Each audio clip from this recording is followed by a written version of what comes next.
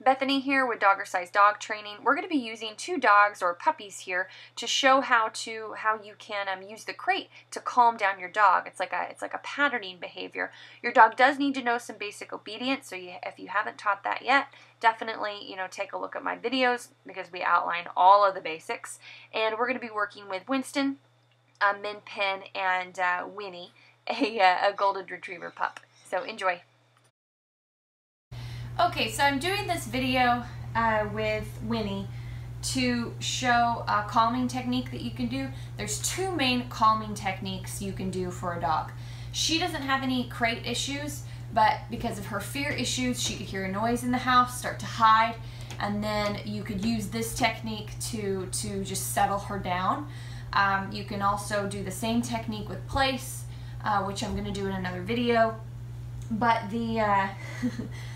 the point of this patterning that you're about to see is to just give you a tool to settle the dog down. It's using obedience that the dog already knows in a really low-key way in order to honestly bore the dog to death. and that really is the point. So if you have a dog with crate anxiety, you can also do this. You can incorporate food if you want. You can use pretty much any training tool. It just depends on the dog and what the dog's needs are as far as what type of leash you use. But yeah, we're just gonna start, and I'm gonna explain things as I go. One thing I will say is that some dogs, when you've crate trained them, or if they get anxious in certain situations, they'll actually bolt in the crate. And I don't want that either. I want this to be completely calm. So even if I'm using food, it's really, really low key. It's good job and feed the treat. So the reason I'm pointing that out is because we're gonna stop in front of the crate before she actually goes in the crate. Now you don't always have to do that, but if you're just starting, or if she was having a really bad freak out moment and scared of something, we would do it, because I don't want her to bolt in the crate as if she's hiding. I want it to be really controlled, really slow, really boring. Let's go. Good girl.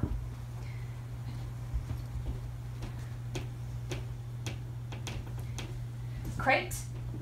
So pressure on the leash to go in, down. Good. As you can see, she's done this a few times before. Okay, let's go. Let's go. Good. Good girl.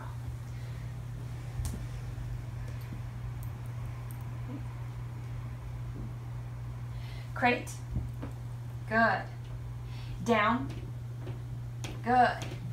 This is also a really good way, when you just start out teaching the command crate, to pause in front of it and then say the word as you're doing just really light leash pressure in. And as soon as the dog makes the decision to go inside, you make sure you release the leash pressure so you have a loose leash, slack in the leash. You don't want it tight the whole time they go in there. You just do that for guidance.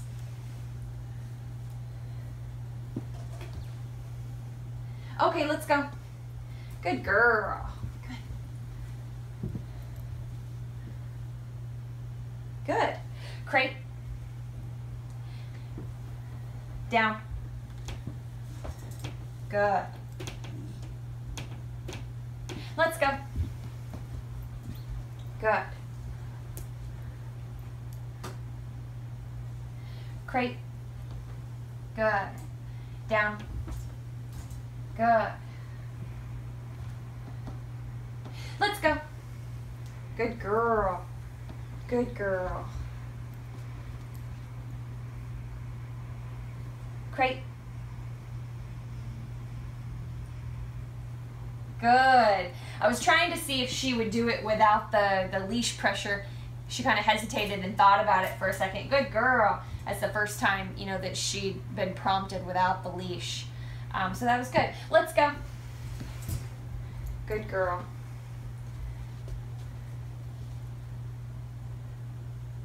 Crate.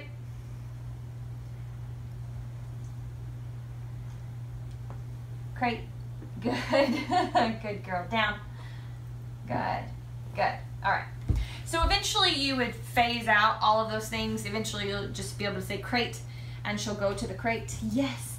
And then also just organically throughout the day when you use the crate, just always say crate. That way it becomes a really common command. I can be in another room and tell my dogs to go crate, and they'll go, if their crate is open, they'll go inside. Now obviously she was so calm, we didn't need to stop right in front every time. The reason I was doing that, one, is just to show it, and then two is so she learns the word crate. It really does help them pick up the word faster when you pause and then do it. And then another thing that you guys might want to keep in mind is if she is having a really bad moment and it's stressing her out, like she doesn't want to go in and you're having to just wait and be really consistent, is go ahead and shut the door. And if it stresses her out and she wants to come out, you just open it a little, just enough to where they barely think that maybe it was opening, and then you just shut it, and you actually make the noise with the crate to make them back off. So it's basically you're using spatial pressure to help them settle, to force settle. And so once you get to the point where the crate can be open and the dog is nice and settled, then you can invite them out. Okay, let's go. Good puppy, good puppy. So if she was more anxious or excited or nervous or fearful, I wouldn't even be so good job girl or good girl. I would be much more low key. It really just, you have to tailor it to the moment. Crate. Good. So she hesitated because she thinks she'd rather get in my lap than in the crate. Down. Good. Very good. So we're just gonna add a little distraction. See if it amps her up any. Lay down. Down, bud. Good. Wait.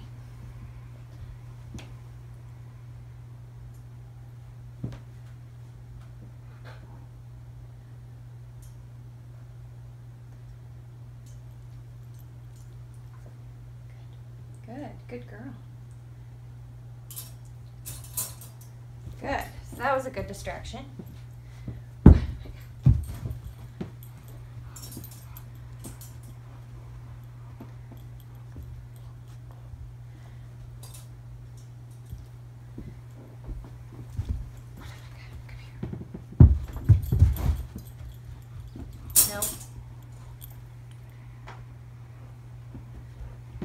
Okay, so see that little jump back that she did? All right, if your dog is really trying to get out, I'm sure you got dogs clawing at fences, so excited to see you when they come home. Maybe they have pottying problems, tinkling problems, things like that. That's what you have to do to settle them down. It's quick, it's easy. You don't have to go to the other room to wait for the whining to stop and then show yourself. And there's so many things out there that you can do to settle your dog that take a long time. This does not take a long time. Hey guys, this is a clip from my Calm Puppy Crate Training video. For some of you that are maybe new to puppy training, I just wanted to post a clip of this. That way you could actually see it in context of what I'm talking about as far as, you know, using the door to settle the dog down. I'm actually going to speed up the rest of this clip. That way I don't bore you to death and we can get back to the calm patterning. So she's already had practice with the door closing if she tries to bolt, which normally she absolutely would after that display. So what this is showing is just kind of the beginning phases of after you start that door shut when they try to bolt. And as you'll notice, she calms down considerably, and I don't even have to do it at this point because she is learning and because I'm taking my time. So guys, if you're really struggling with that, definitely check out that video. Again, the link will be down below in the information. And so right there I moved into her, which again is just spatial pressure, so I use my leg instead of the crate door. But notice how I didn't wait for her to try to bolt out the crate. I could have to make a really big statement, but she's doing so good there was no reason to do that. So I went ahead and caught her early, so as soon as she kind of jumped up, that's when I shut the crate door. So just gonna do the same thing.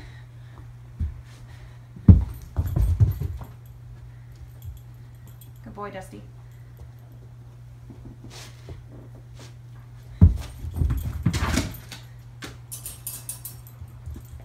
So you saw that settle back movement? Give me that ball. Bad dog. Bad dog. Bad dog. Bad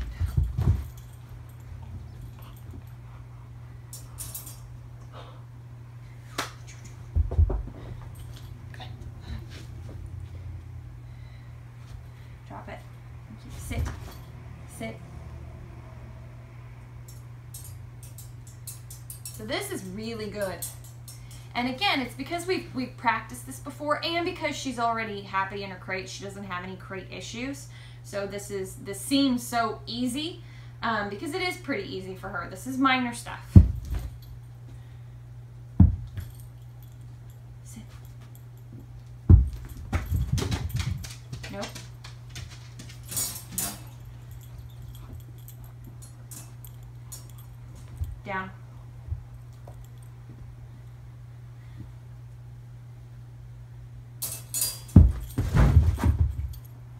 All this is teaching your dog impulse control.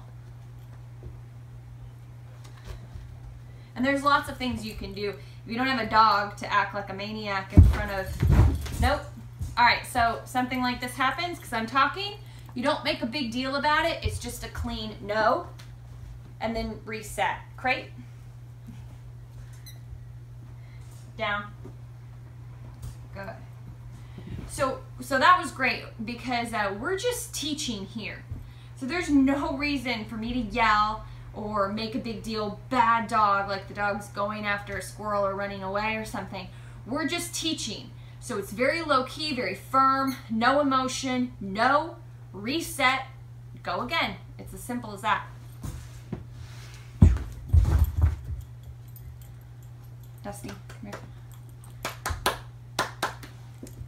But what I was saying is, if you don't have another dog to practice with, see how she lays down when I close the crate? It's spatial pressure of the crate door settles her back. But you can use toys. Really start really low, like you would just sit here and squeeze a ball and see what happens before you can start tossing toys or doing, hey, he's lost it underneath furniture.